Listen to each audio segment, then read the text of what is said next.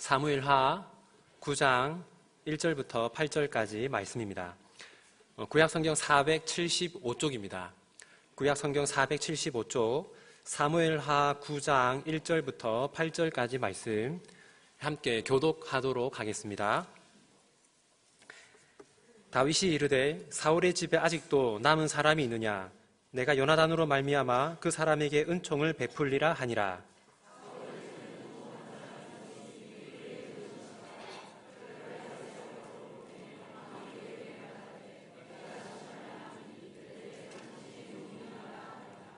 왕이 이르되 사울의 집에 아직도 남은 사람이 없느냐?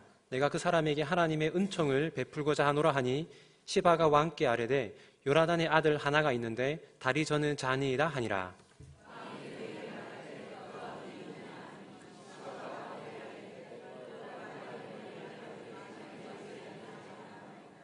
다윗 왕이 사람을 보내어 로드발 암미엘의 아들 마길의 집에서 그를 데려오니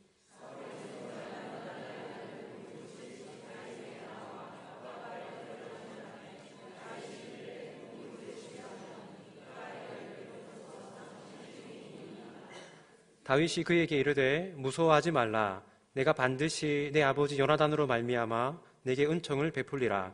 내가 네 할아버지 사울의 모든 밭을 다 내게 도로 주겠고 또 너는 항상 내 상에서 떡을 먹을지니라 하니 이 종이 무엇이기에 왕께서 죽은 개 같은 나를 돌보시나이까 하니라. 아멘. 오늘 오후 예배 말씀을 전해주실 정충호 선교사님은 북아프리카 모로코에서 2008년부터 지금까지 선교 사역을 하고 계셨고 안식년으로 잠시 들어와 계신 중에 있습니다. 다시 12월 달이 되면 다시 모로코로 가신다고 합니다. 하나님의 은혜라는 제목으로 말씀 전하실 때에 많은 은혜 받으시기 바랍니다.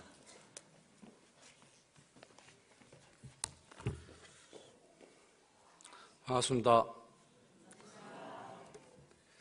저는 북아프리카 모로코에서 사역하고 있고요. 저희 가정이 지금까지 사역을 잘 할 수 있도록 여러 성도들이 또 우리 목사님을 비롯해서 기도해 주셔서 참으로 감사를 드립니다. 제가 선교 보고를 목사님께 말씀을 드렸더니 말씀을 전할 기회가 저희들이 부족하니까 말씀을 전하면 좋겠다고 해서 말씀을 나누면서 또 중간에 선교 현장에서 일어난 이야기들을 나누도록 하겠습니다. 오늘 말씀은 하나님의 은혜에 관련된 말씀입니다. 우리가 은혜라고 할 때는 사람과 사람 사이에 일어날 수 있는 것이 은혜라고 할 수 있는데 굳이 하나님의 은혜라고 이렇게 붙여야 되는 것은 사람과 사람 사이에 일어나는 은혜와 또 하나님의 은혜가 굉장한 차이가 있기 때문에 이 은혜의 속성이 무엇인가를 먼저 살펴보고 그리고 그 은혜가 오늘 말씀을 통해서 어떤 형태로 전달되는가를 살펴보려고 합니다. 보통 은혜라고 할 때에는 주는 자가 있고 받는 자가 있게 되겠죠. 그래서 사람 사이에서는 주는 자는 되게 강자가 되기가 쉽고 받는 자는 약자가 되기가 쉽습니다. 그래서 소위 한국에서 말하는 갑을 관계처럼 주는 사람은 줄 때 약간 거만해지기가 쉽고 또 받는 사람은 받을 때 그것을 받아야만 되는 그런 환경에 가게 됩니다. 모로코에서 유럽으로 가는 이런 비자는 쉽게 받을 수 있는 그런 비자가 아닙니다. 저희가 미국으로 가는 그런 비자를 과거에는 쉽게 받지를 못해서 저기 서울에 가서 미국 대사관에 줄을 서서 이렇게 비자를 받아야 되지만 지금은 그런 환경이 바뀌었지 않습니까? 그런 것처럼 이 모로코에도 유럽으로 가려고 하는 모로코 사람들이 너무 많이 있기 때문에 쉽게 비자를 주지 않는데 유럽으로 가는 그 대사관들, 그리스나 스페인이나 프랑스나 이런 대사관 앞을 아침에 지나가다 보면 모로코 사람들이 줄을 굉장히 많이 서 있고 그 비자를 하루 종일 기다리는 그런 모습들을 볼 수 있습니다. 그럴 때 유럽 대사관에 있는 사람들은 굉장히 거만한 자세이기 쉽고 또 자기들이 시간이 되면 문을 닫아버려서 사람들이 하루 종일 기다려도 아랑곳하지 않는 그런 모습들을 보게 됩니다. 그리고 또 하나 제가 기억나는 이 강자와 약자의 관계를 생각할 때 제가 군대에서 논산훈련소에서 훈련을 받으면서 이 초코파이를 굉장히 기억이 나는데, 예배를 논산훈련소 그 연무대 교회에서 예배를 다 마치고 나면 이 훈련병들에게 초코파이를 나눠줬습니다. 초코파이를 나눠주는데 훈련병들이 다 초코파이를 기대하니까 사람은 많이 있고 초코파이를 나눠줄 수 있는 그런 시간이 부족하니까 이렇게 초코파이를 던져서 줬습니다. 그러면 딱 자기한테 맞으면 그 초코파이가 자기의 것이 되는 이제 이런 상황이었는데, 지금 우리가 밖에서 그 초코파이를 뭐 사서도 잘 안 먹는데 누가 던져서 주면 그것을 먹지 않겠죠. 그런데 군대라는 환경이 그렇게 해서라도 그것을 받아서 묻고 싶은 그런 환경이었습니다. 이렇게 사람 사이에서는 그 은혜라고 말할 때 강자와 약자가 존재하지만 하나님의 은혜는 차원이 다른 부분입니다. 하나님의 은혜는, 하나님은 절대 강자이기 때문에 사람이 하나님께 쉽게 받을 수가 없죠. 하나님이 주셔야지만 우리가 받을 수 있는 그런 상황이 됩니다. 세상에서는 아무리 많은 그런 강자와 약자의 차이가 있다 할지라도 노력하고 어느 시점이 되면 그것을 취득할 수 있는 그런 상황으로 가게 됩니다. 모로코 사람들에게 유럽으로 가는 비자가 어렵다 할지라도 일정한 자격 조건을 갖추고 어느 시점이 되면 그것을 받을 수 있게 되는 거죠. 그리고 뭐 초코파이는 군대 시절 지나고 나면 사회생활하면서 그것이 그리워진다든지 그것을 뭐 먹으려고 그렇게 애착을 가지지는 않게 될 겁니다. 그만큼 자격조건을 다 갖추었기 때문에. 그렇지만 하나님의 은혜는 우리가 자격 요건을 갖춘다고 해서 하나님께서 우리에게 주실 수 있는 것이 아니라는 겁니다. 하나님의 은혜는 전적으로 하나님이 선택한 자에게만 주실 수 있는 거죠. 오늘 우리가 예배 드릴 수 있는 자리에 나온 것은 우리의 힘으로 나온 것이 아니죠. 하나님께서 우리에게 자신의 사랑하는 아들 예수 그리스도를 십자가에 못 박혀 죽으시는 그 은혜를 통해서 우리가 이 자리에 있는 줄 믿습니다. 그것이 은혜라고 하는 하나님과 사람 사이의 굉장한 큰 차이라면, 오늘 말씀은 우리에게 그 하나님의 은혜가 어떠한 속성이 있는지를 잘 보여주는 말씀입니다. 말씀을 잘 보면 이 다윗이 왕으로 등극을 하고 나서 사울 집안의 사람을 찾는 그런 형편을 볼 수 있습니다. 사울 집안의 아들이었던 머비보셋이 있고요. 이미 머비보셋은 어릴 때 자기의 아버지였던 그 요나단, 그 자기 할아버지 사울이 블레셋과의 길보아산 전투에서 동시에 다 죽게 됩니다. 그럴 때 이 머비보셋의 유모가 머비보셋의 할아버지와 아버지가 전쟁에서 죽었기 때문에 이 머비보셋을 데리고 왕궁에서 급히 나가다가 그만 이 머비보셋을 떨어뜨려서, 그때 머비보셋의 나이가 5살이었는데 도망을 가다가 떨어뜨려서 그만 어릴 때부터 머비보셋은 다리가 부러진 장애인으로서 로드바디라는 시골에서 살게 됩니다. 몰락한 가문의 후손이었기 때문에, 그리고 장애인의 신분으로 시골에서 당시에 살아가는 것은 도무지 회복되기에 불가능한 그것이 당시의 상황입니다. 그러나 이 모비보셋은 오늘 말씀 우리가 읽었던 것처럼 그 시골에서 몰락한 가문의 후손으로 끝나는 것이 아니라 다시금 왕의 자리로 나오는 굉장한 은혜를 잊게 됩니다. 오늘 이 말씀을 통해서 우리를 부르신 그 하나님께서 어떻게 우리를 부르셨고 그 상황에 주어지는 그 은혜가 무엇인가라는 것들을 잘 보여줄 수 있는 그런 말씀입니다. 다 같이 한번 1절을 읽도록 하겠습니다. 다윗이 이르되 사울의 집에 아직도 남은 사람이 있느냐? 내가 요나단으로 말미암아 그 사람에게 은총을 베풀리라 하니라. 다윗이 왕에 등극을 했는데, 여러분 잘 알다시피 다윗이 왕으로 오르는 과정이 그렇게 순탄한 과정이 아니었습니다. 이스라엘의 첫 번째 왕이었던 사울이 끊임없이 다윗을 죽이려고 했고, 다윗은 계속해서 도망갈 수밖에 없는 그런 상태의 시절을 보내게 됩니다. 그런 가운데 다윗과 요나단이 약속을 맺게 되는데, 요나단은 사울 왕의 아들이니까 사울의 입장에서는 자연스럽게 요나단이 왕으로 등장을 해야 되죠. 그런데 요나단과 다윗은 어린 시절부터 이 다윗이 왕으로 될 것이라는 그러한 것들을 이 요나단이 잘 알고 있었고, 그래서 사무엘상 20장 42절에 보면 이 둘이 어릴 때 이미 약속을 맺게 됩니다.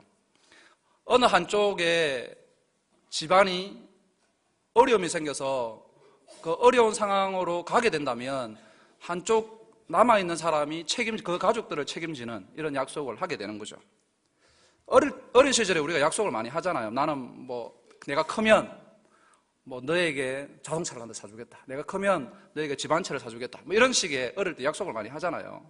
그런데 그 약속이라는 것이 어릴 때 한 약속을 가지고 우리가 10년이 지나고 20년이 지나서 네가 어릴 때 나에게 그 약속을 하지 않았느냐, 그 약속에 대한 대가를 지불해라, 이렇게 말하는 것은 말이 안 되는 경우죠.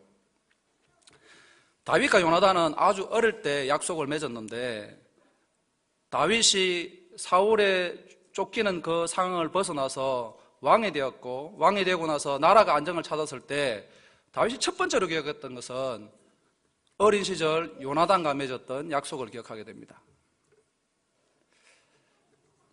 왕이니까 충분히 그럴 수 있다라고 생각할 수는 있지만, 사실 이 동방에, 우리가 속해 있는 이 동방의 문화에서는 왕이 그 아들로 이어지는 왕이 아니라 다른 누군가의 쿠데타라든지 다른 형편으로 왕이 등장을 하게 되면 첫 번째로 하는 것은 남아있는 그 왕족의 모든 후손을 멸하게 되는, 구족을 멸하는, 그것이 보통 동방의 세계에서 일어나는 경우입니다. 그래서 이스라엘이든지 제가 속해 있는 그 아랍국에서는 끊임없이 업무가 일어났고 많은 왕들이 바뀌는 이런 과정에 있는 거죠. 왕이 한번 바뀌면 그 척근에 있는 모든 사람들을 제거하는 이런 일들을 하게 되죠. 저희 모로코에 모로코도 국왕이 현재 살아있는 국왕이 존재하는 그런 국가인데, 이 국왕이 그 국왕에 또 이제 공주들이 있어요. 공주들이 있고, 이 공주들이 여러 사람들을 이렇게 고용해서 이렇게 같이 일하게 되는데, 왕의 그 한 공주가 저희 이제 한국 그 권사님, 교회 신앙생활 잘 하시는 권사님을 그 공주궁에서 우리처럼 말하면 가장 이제 총무 집사 정도 되는 이런 사람으로 채용을 했어요. 그래서 제가 그 권사님에게, 아니 모로코에서 자기 나라 사람을 그 중요한 자리에 쓰질 않고 왜 권사님을 그렇게 썼느냐 이렇게 물어보니까, 그 권사님 하시는 말씀이 워낙 그 왕이라든지 공주라든지 이런 권력에 대해서 업무를 가지고 있는 많은 부족 사람들이 있기 때문에 그 자리, 중요한 자리에 자기 나라 사람을 믿을 수가 없다는 거예요.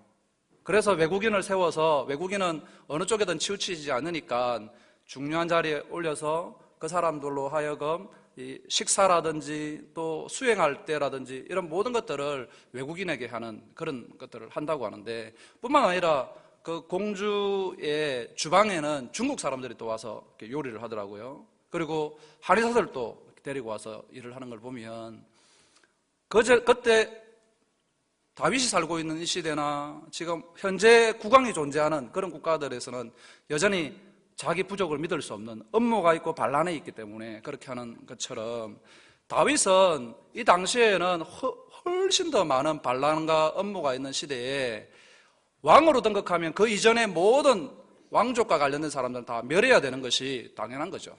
그런데 다윗은 오늘 말씀에서는 사울 집안에 누군가를 찾고 있다는 것이 굉장히 중요한 사실이라는 겁니다. 어떻게 보면 이 사람은 반란의 불씨가 될 수 있는 거죠. 찾지 말아야 될 사람, 만약에 찾는다면 이 사람을 제거하기 위해서 찾아야 되는데, 다윗은 이 사람이 어떤 사람인지, 이 사람이 어떻게 지내고 있는지, 어떤 군사력을 가지고 있는지에 대한 판단을 가지고 있는 것이 아니라 찾고 있는 이유는 아주 어린 시절에 요나단과 맺었던 그 약속 때문에 이 사울 집안의 한 사람을 찾고 있다는 겁니다.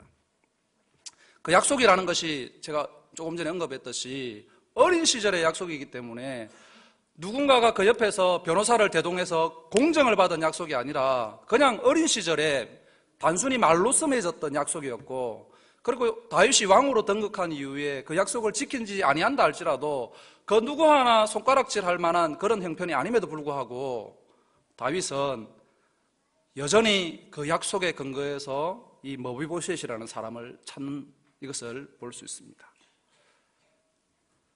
다윗은 철저하게 그 약속에 의도해서 사람을 찾는 거죠. 저는 이 말씀을 보면서 오늘 우리의 형편을 생각하게 됩니다. 하나님께서 철저히 우리를 하나님의 사람이 될 것을 테스트하고 우리를 부르시지는 않으셨죠. 우리를 부르실 때에는 어머니 뱃속에서 우리가 태어나기 그 전부터 이미 우리를 택하셔서 이 자리에 부르신 줄 믿습니다. 우리가 그런 존재죠.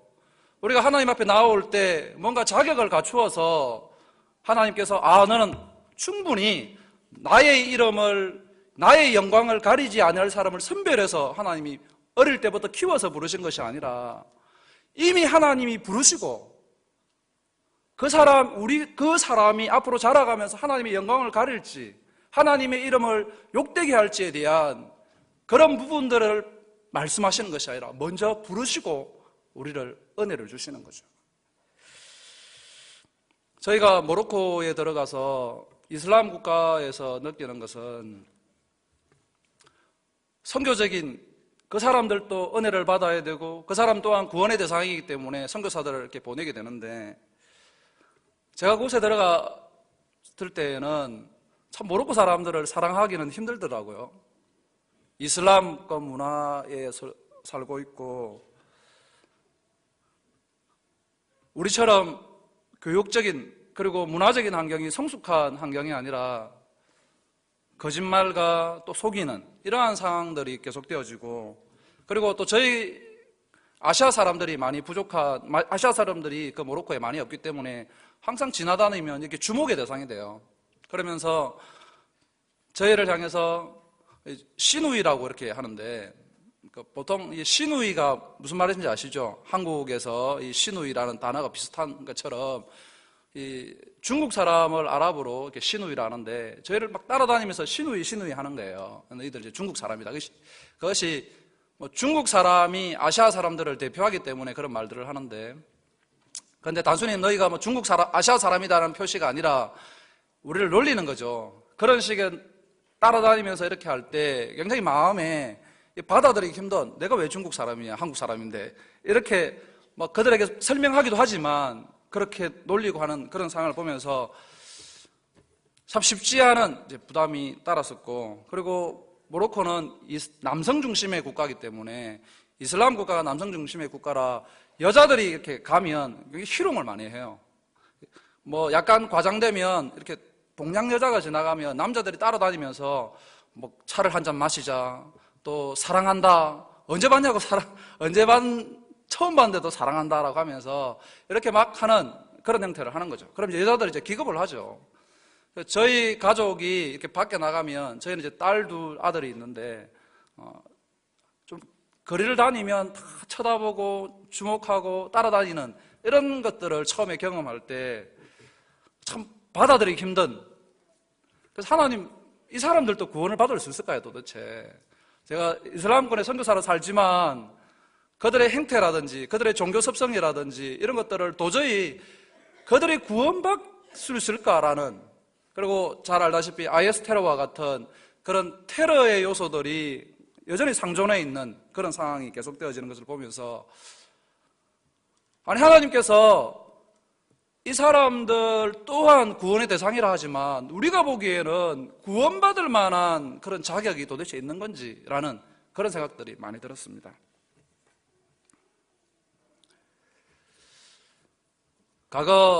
아까 집사님도 기도를 하셨지만 과거 한국에 왔던 그 선교사님들, 130년 전 우리나라에 들어왔던 많은 선교사님들이, 특별히 언더우드 선교사의 기도 제목을 보면 하나님이 조선 땅은 칠흑 같은 어둠이 있어서 풀 한 폭이 자라지 않을 것 같은 그런 땅에 자기를 보내었다, 이렇게 기도하는 장면이 나오는데, 아마 언더우드 선교사도 과거 조선 땅을 바라보면서 그런 마음이지 않을까라는 생각을 하게 됩니다. 구원받기에 불가능할 것 같은 사람들, 복음을 전하려고 하면 유교 문화와 오히려 받아들일 수 없는, 오히려 순교가 일어나는 그런 지역에 그들이 왔던 그런 상황을 보면서 도무지 이 조선 땅의 이 민족이 하나님께 돌아올 수 있을까? 그런데 하나님께서는 그러한 우리 배경에 자랐던 우리들, 유교 문화와 안 믿는 가정에서 태어나서 특별하게 신앙과는 상관없을 것 같은 문화들, 그리고 유교를 겪으면서 완전 폐허가 되었던 이 땅에 소망이 없을 것 같은 그런 상황들, 그런 상황들을 지남에도 불구하고 우리를 이렇게 부르신 것은 어떤 우리의 의로움이 아닌 거죠. 철저한 요나단과 맺었던 그 약속에 근거한 그 약속이 우리를 이렇게 부르신 그 은혜. 하나님의 은혜는 철저하게 약속만으로 베푸는 그 은혜라는 거죠. 출애굽기 12장에 보면 6월절 사건이 나오는데 그 이스라엘 백성들이 애굽으로부터 나오는 과정에서 계속 이 바로가 이스라엘 백성들을 보내주지 않자 마지막 장자를 죽이는 그 재앙이 나오게 되죠. 그때 하나님께서 이스라엘 백성들에게 너희들은 그 장자의 죽음을 피하기 위해서 문설주와 인방의 어린 양의 피를 바르라고 합니다. 그러면 그 죽음이 넘어가게 되는데 이 장자의 죽음이 찾아올 때 고센 지방에 있었던 이스라엘 백성들은 다 살게 되는 그러한 것을 우리가 알 수 있죠. 이때 보면 그 안에서 살았던 사람들은 그들의 도덕성이 어떠했던지, 그들의 경제적인 상황이 어떠했기 때문에 산 것이 아니라 단지 하나님께서 그 사람들을 살려줬던 것은 그 집에 어린 양의 피가 있느냐 없느냐를 보고 그들을 살려주게 되죠. 오늘 우리가 이러한 은혜를 받았다고 믿습니다. 오늘 우리의 이 은혜는 단지 약속만으로 베푸시는 은혜. 3절 같이 우리 한번 읽어보도록 하겠습니다. 9장 3절입니다. 왕이 이르되 사울의 집에 아직도 남은 사람이 없느냐? 내가 그 사람에게 하나님의 은총을 베풀고자 하노라 하니 시바가 왕께 아뢰되 요나단의 아들 하나가 있는데 다리 저는 자니이다 하니라. 다윗이 왕으로 등극하고 나서 사울 집안의 사람을 찾았을 때 그 사울 집안을 섬겼던 시바가 다윗 왕으로 나오게 됩니다. 이 시바는 머비보셋을 섬기고 있는 위치에 있다가 이렇게 오게 되죠. 그러면서 시바가 다윗에게 이야기하는 그 자신이 섬겼던 상전 머비보셋을 소개하는데 말씀해 보면 다리가 저는 사람입니다. 이렇게 특징적인 부분을 소개하게 됩니다. 우리가 보통 이렇게 사람을 소개할 때 자신의 상관이라든지 자신 주변에 있는 사람들을 소개할 때 좋은 면을 소개하게 되잖아요. 뭔가 은혜를 받아야 되는 입장이니까 좋은 면을 소개해서 이 다윗이 흡족할 만한 그러한 상황을 소개해야 되는데 오늘 말씀에서는 시바가 다리가 저는 사람이라는 것을 부각하게 됩니다. 시바의 이 성품은 나중 사무엘하 16장에 보면 나오게 되는데 사무엘하 16장에는 어떠한 사건이냐면 다윗이 자기의 아들 압살롬이 반역을 일으켰기 때문에 그 왕궁에서 도망가는 신세가 되게 됩니다. 그때 막 다윗이 이렇게 도망을 가고 있을 때 다시 사무엘하 16장에 보면 시바가 등장을 합니다. 그러면서 시바가 다윗에게 하는 이야기는 당신이 은혜를 베풀었던 그 머비보셋, 나의 상전이었던 머비보셋이 반란을 일으키려고 한다. 이렇게 이야기를 하는 거죠. 다리가 저는 사람이었던 시바가 반란을 일으킬 만한 그러한 상황이 아니었음에도 불구하고 시바가 머비보셋이 반란을 일으킨다고 이렇게 말하는 것은 그 시바가 머비보셋에 가지고 있는 모든 재산을 자기의 것으로 차지하려고 하는 이러한 음모로 이야기를 하는 거죠. 그래서 다윗이 압살롬으로부터 쫓기고 있는 신세였기 때문에 그러한 사리분별에 대한 정확한 판단이 없이 시바의 말만 듣고서 머비보셋에 있는 모든 재산을 너의 것이 될 것이다 이렇게 이야기를 하게 됩니다. 이러한 정황을 보면 오늘 말씀에서 시바가 다윗에게 자신의 상전 머비보셋을 다리가 저는 사람이라고 부각하는 것은 약점을 도드라지게 해서 그것을 통해서 자신의 이익을 챙기려고 하는 이러한 모습을 보게 되는 거죠. 지금도 마찬가지지만 장애인들이 여러 가지 불편함이 많이 있죠. 그러면 2000년 전, 3000년 전 당시에는 장애인들은 왕이라는 이 굉장한 절대 권력을 가진 사람 앞에는 가까이 할 수 없는, 오히려 장애인들은 다 다른 곳으로 보내야지만 되는, 그것이 당시 세상의 원리입니다. 그러면 다윗이 시바가 자신의 상전이었던 머비보셋을 다윗에게 소개할 때 다리가 저는 사람이라고 소개하면 다윗이 받아들이면 안 되는 거죠.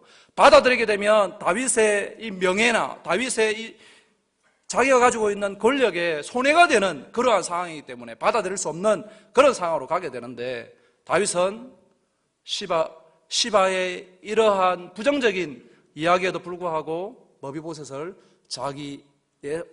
자기가 있는 이 왕궁으로 불러들이게 됩니다. 이것이 굉장한 은혜인 거죠. 하나님께서 우리를 부르시면 우리의 어떠함에도 불구하고 한 번 선택하신 것은 결코 포기하지 아니하시는 것이 하나님의 은혜입니다. 다윗이 시바의 이러한 부정적인 견해, 그 머비보셋은 다리가 저런 사람이라 쓸모없는 그러한 사람이라 할지라도 결코 그 은혜가 중단되지 않는다는 거죠. 옛날에 고려장이라고 있었는데, 고려시대에 장례 지내는 풍습 중에 워낙 가난한 그러한 시절을 보내고 있어서 부모님이 연로하면 밤에 부모님을 업어서 저 산속에다가 내려놓고는 이런 풍습이 고려장이라는 풍습이죠. 그래서 한 아들이 이제 더 이상 연로하신 부모님을, 아버지를 섬길 수가 없어서 깜깜한 밤이 되었을 때 아버지를 깨우게 됩니다. 아버지, 이제 시간이 되었습니다. 이렇게 하니까 이 아버지가 직감을 하게 되죠. 어떠한 상황으로 자기가 가게 될런지. 그래서 이 아버지를 지게에 엎고서 깜깜한 밤에 산속으로 들어가는데, 그곳에는 침묵이 흐르고 있고 깊은 산속에 들어가서 아버지를 이제 내려놓고 돌아올 그러한 상황이었습니다. 그럴 때 이 아버지가 아들을 부르게 됩니다. 아들아, 혹시 내가 깜깜한 밤에 집으로 돌아갈 때 내가 돌아가는 길을 잃어버릴까봐 나무가지를 꺾어놓았다, 이렇게 표현하게 되죠. 그 아들은 그 아버지의 그 아버지가 어떠한 상황으로 될지 잘 알면서도 아들의 사랑을 포기하지 않는 그 아버지의 사랑을 알게 되는 것처럼, 오늘 우리에게 우리의 어떠한 부분에 대한 그런 것 때문에 만약에 하나님께서 우리에게 대한 사랑을 포기하셨다면 우리가 이곳에 있을 수 없겠죠. 저희가 2011년도에 선교사들 추방이 있었습니다. 저희가 들어가고 나서 얼마 뒤에 선교사들이 추방이 있었는데, 저희들을 비롯해서 외국 선교사까지 다 포함하면 한 240명 되는 선교사가 추방이 됐어요. 선교사들이 막 추방되면서 굉장히 이제 저도 이제 위축이 되었고, 한국 땅에 살면서 우리가 추방된다라고 생각하지는 않죠. 뭔가 잘못할 수는 있어도, 뭔가 이 한국에서 부족한 일이 있을 수는 있어도 그것 때문에 추방을 시키지는 않는 그런 경험은 있을 수가 없는데, 그곳에서 제가 아는 선교사님들이 추방이 되고 이런 것을 보면서 참 굉장히 이 나라가 이슬람권이라는 것들을 다시금 깨닫게 되는 그런 시간이었는데, 많은 선교사들이 추방이 되었기 때문에 한동안 선교사들이 움츠러들 수밖에 없는 그런 상황으로 이제 가는 이제 그런 경험들을 하게 되었고, 그런데 참 신기한 것은 많은 선교사님들이 추방이 되었는데, 추방된 선교사들만큼 어느 시점이 되니까 또 많은 선교사님들이 들어오는 거예요. 우리가 생각할 때 우리를 미워하고 우리를 배척하고 우리를 뭔가 기분 나쁘게 하면 우리가 다시는 만날 필요가 없게 되겠죠. 만났어도 안 될 것이고. 그런데 우리를 배척하고 우리를 쫓아내는 그런 이슬람 국가임에도 불구하고 어떻게 선교사님들이 또 들어오시는지 잘 모르겠어요. 그곳에는 선교사님들이, 어느 젊은 부부 선교사님은 이제 태어난 지 6개월 된 아기를 데리고 들어오는 거예요. 보통 비행기를 타게 되면 장거리 비행기를 갈 때 태어난 지 얼마 안 되는 아기들은 좌석이 없기 때문에 아기 바구니에 이렇게 끼워서 비행기를 타야 되는데, 그 장시간의 비행기를 타고 오면서 6개월 된 아기를 데리고 들어오는 선교사님들, 아기를 키우려고 하면 훨씬 한국 환경이 더 좋죠. 한국에서 예방주사라든지 여러 가지 훨씬 한국 환경이 좋음에도 불구하고 그곳에서 자녀를 키우기 위해서 들어오는 거죠. 그리고 또한 여자 싱글 선교사님들이 들어와요. 아랍권은 남성 중심의 사회이기 때문에 여자들이 들어오게 되면 많은 사람들이 희롱을 한다든지 어려움이 있게 되는데 다 추방을 시켜도 불구하고 여자 선교사님들이 또 그 자리를 들어와서 채우고 있는 거예요. 어떻게 이것을 해석하겠어요? 우리를 배척하고 우리에 대해서 끊임없이 마귀는 참수하게 되죠. 그러함에도 불구하고 하나님의 은혜가 그 땅을 포기하지 않는 거죠. 하나님께서 만약에 우리를 포기하셨다면 우리가 이만한 기독교적인 성장을 이룰 수 없었듯이 그 중단되지 않는 하나님의 은혜. 사단은 지금도 우리를 향해서 끊임없이 참소를 하죠. 요한복음 8장에 보면 현장에서 가늠하다 잡힌 여자가 나오는데 이 현장에서 가늠하다 잡힌 여자를 예수님 앞에 유대인들이 데리고 와서 예수님, 이 여자를 어떻게 하면 좋겠습니까? 이 여자는 그들의 법에 의하면 돌로서 쳐 죽여야 되는 그런 여자인데 어떻게 하면 좋겠냐? 그러니까 예수님께서 말없이 그 땅에다가 죄 없는 자가 돌로 쳐라고 하죠.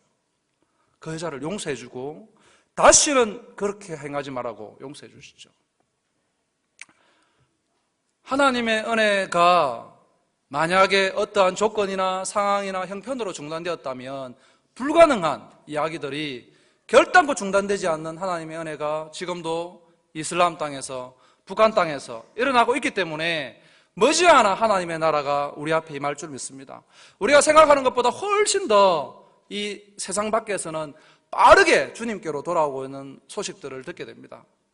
우리는 제가 한국에 들어와서 한국 교회가 점점 더 쇠락하게 가고 있고 많은 주일학교가 비어가고 있는 이런 소식들을 듣게 되는데 세상 밖으로 나가면 닫혀진 이슬람권, 공산권 가운데 수많은 사람들이 지금도 복음으로 돌아오고 있는 이런 소식들을 듣게 되고 예수님이 가까이 오시는 그 마지막 때가 얼마 남지 않았다는 것을 온몸으로 겪게 되는 것이 선교지의 현장인 것 같습니다. 하나님의 은혜가 오늘 우리에게 주님 오시는 그날까지 중단되지 않기를 간절히 소망합니다. 우리 7절 말씀 한번 보도록 할까요? 다 같이 읽겠습니다. 다윗이 그에게 이르되 무서워하지 말라. 내가 반드시 내 아버지 요나단으로 말미암아 내게 은총을 베풀리라. 내가 네 할아버지 사울의 모든 밭을 다 내게 도로주겠고 또 너는 항상 내 상에서 떡을 먹을지니라 하니. 머비보셋을 드디어 다윗 왕의 앞으로 데려가 오는데 이 머비보셋은 왕 앞에 이르렀을 때 8절 말씀을 보면 자기 스스로를 죽은 개와 같은 이러한 자아상을 가지고 있게 됩니다. 이미 다윗과 요나단의 약속으로 말미암아서 회복될 수밖에 없는 그러한 은혜가 있었음에도 불구하고 오랜 세월 동안 머비보셋은 로드발이라는 그 시골에서 장애인으로 살아왔기 때문에 몰락한 왕가의 후손으로 살아왔기 때문에 그 약속이 있었는지 없었는지 재차 생각할 수 없는 그런 상황에 머물러 있다가 다윗에게 왔을 때 그 자아상은 죽은 개와 같은 그러한 자아상이었던 거죠.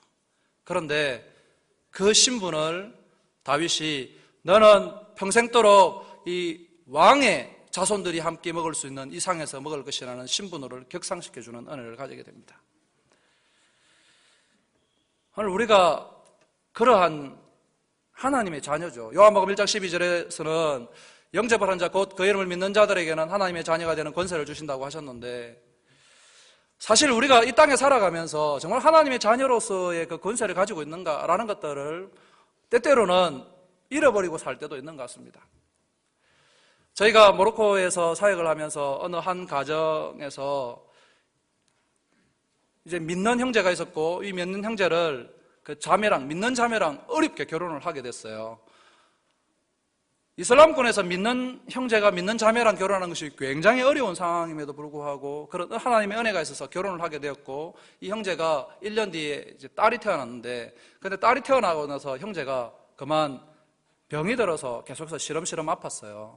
아프게 되면서 저희가 이 형제를 살려보려고 모로코 병원을 다녔는데 해결이 되질 않아서 한국으로 다시 이렇게 보냈어요. 저는 돌아오지 않았지만 다른 분들하고 같이 이 형제를 한국에 보냈는데, 한국에 와서 보니까 이 형제가 너무 치료하려고 하는 이 시기가 너무 늦어버려서 한국 병원에서 치료할 수 없다는 거예요.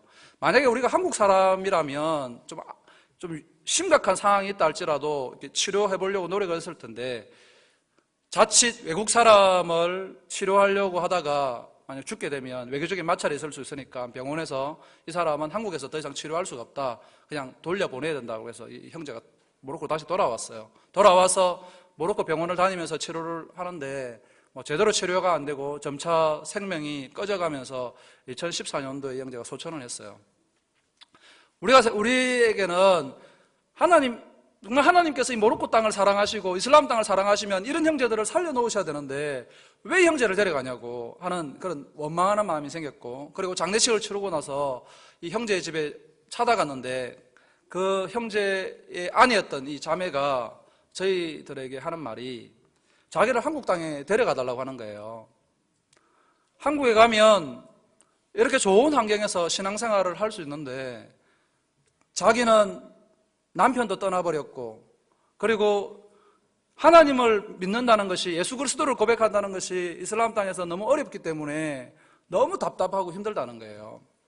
그리고 저에게 한마디를 하는 것이 제가 탁 머리를 마치 망치로 때리는 그런 느낌이 들었는데, 이 자매가 하는 말이, 당신 같은 선교사들 같은 사람이야 언제든지 한국 그 모로코 땅에서 복음을 전하다가 어려움이 있으면 당신네 나라로 돌아가면 되지 않느냐.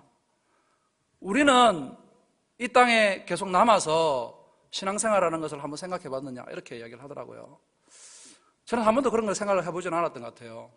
선교사의 신분으로서 안 믿는 나라에 가서 열심히 복음을 전해서 많은 사람들이 예수를 믿는 것만 생각을 했지, 그곳에서 예수를 믿음으로 인해서 그들이 당해야만 되는 어려움을 한 번도 생각을 안 해봤던 것 같아요. 제 입장에서 열심히 복음을 전해서 한국 교회에 이러한 결과들이 있어나고 있다는 것들에 대해서만 생각을 해보게 되었지, 그들이 겪고 있는 신앙생활은 어려움을 한 번도 생각을 안 해본, 그것이 제 모습이더라고요. 우리가 신앙생활을 하면서 예수님을 믿고 바로 그 다음날 천국에 간다면 아무런 어려움이 없겠죠. 근데 신앙생활은 예수님을 믿고 삶이 계속되는 거잖아요. 살면서 믿음으로 살아가는 그 삶의 형편들이 계속 되어지는 것이 우리의 삶인데, 우리가 예수님을 믿고서 한국 땅에 살면서 어려움을 당하는 것을 상상하지는 않잖아요.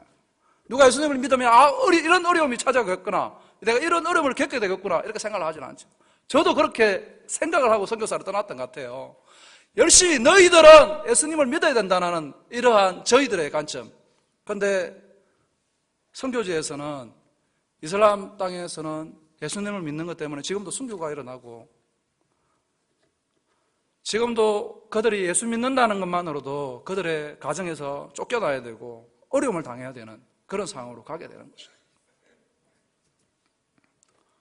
그러한 상황에 있는 사람들이 가지고 있는 이 정체성은, 예수 그리스도가 이미 너희들을 구원하여 주셨음에도 불구하고 여전히 그 사실을 모르기 때문에, 그런 오랫동안 이슬람 문화에 살아오기 때문에 예수 그리스도를 믿어서 내가 하나님의 자녀라는 이러한 것들에 대한 그 하나님의 자녀가 누릴 수 있는 권세가 얼마나 대단한 것들을 한 번도 생각을 잘 해볼 수 없는 거죠. 저희도 교회 그곳에서 전도를 해서 가정교회를 하면서 예배를 드리는데, 예배를 드리는 이 환경이 오늘 우리처럼 예배당에서 예배를 드릴 수가 없죠.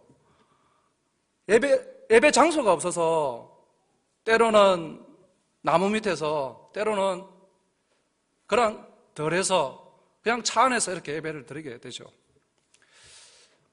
저는 한국에서 예배를 드리면서 예배를 못 드려서, 예배 장소가 없어서 예배를 못 드린다라는 것은 한 번도 생각을 못 해본 것 같아요.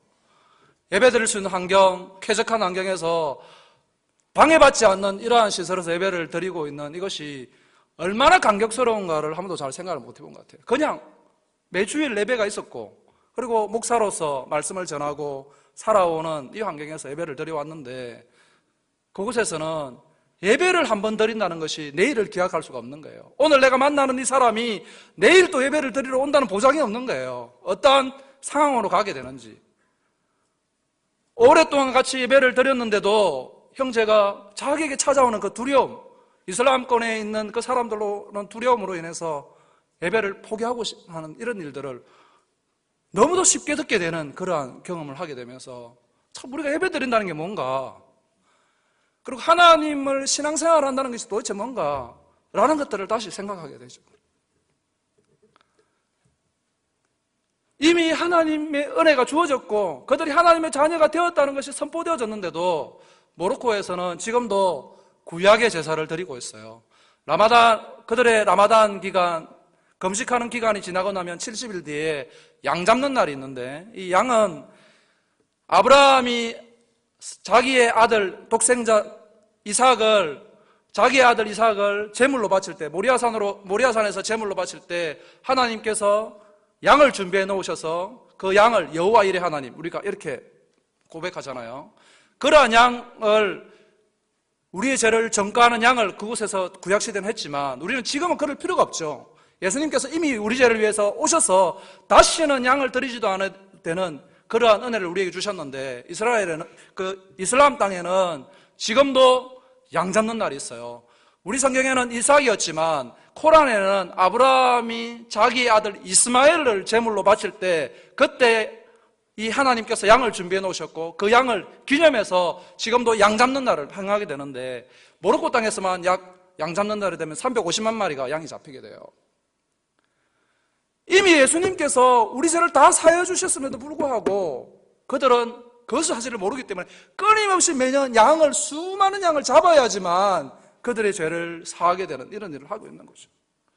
오늘 우리가 하나님의 자녀가 됐던 어마어마한 권세를 가지고 있는, 어마어마한 능력을 가지고 있음에도 불구하고 너무 그것이 습관화되어지고 오랜 세월 동안 그냥 흘러가는 삶의 한 부분이 되어지면서 오늘 우리가 누리고 있는 이 은혜, 하나님이 우리를 죽은 개와 같은 우리를 그 자리에 부르셔서 하나님의 자녀 삼아주셨다는 감격을 잃어버린 그러한 모습이 마치 저의 모습이었던 것 같아요. 그래서 그곳에서 드려지는 그 예배가 놀라운 하나님의 은혜일 수밖에 없는,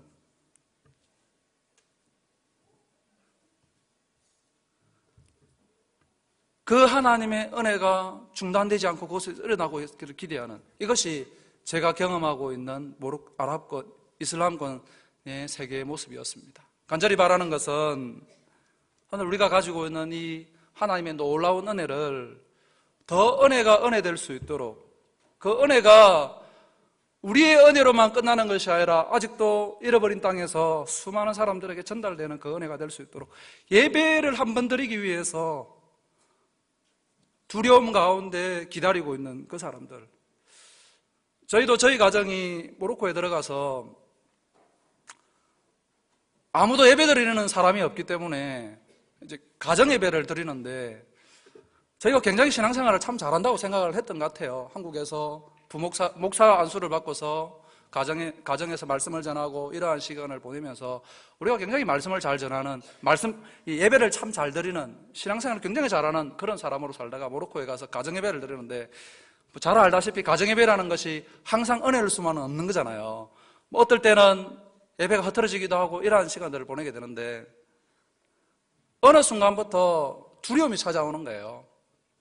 한국말로 예배를 드리는데도 누가 우리를 보고 있지 않을까, 우리를 누가 신고하지 않을까 하는 그 두려움들, 굉장히 경험해보지 못한 그 두려움들을 가지면서 예배를 드리고 있더라고요. 우리에게 주어진 이 예배를 언제 하나님께서 우리의 어리석음과 미련함 때문에 빼앗아갈지 모르는 그러한 두려움들, 간절히 바라는 것은 이 은혜가 여러분의 삶에, 그리고 우리의 주변에 흘러넘쳐서 정말 모든 민족이 주께 돌아와서 그 은혜되도록 하는 그 일에 우리 모두가 동참되어지기를 간절히 소망합니다. 우리 같이 한번 기도하겠습니다.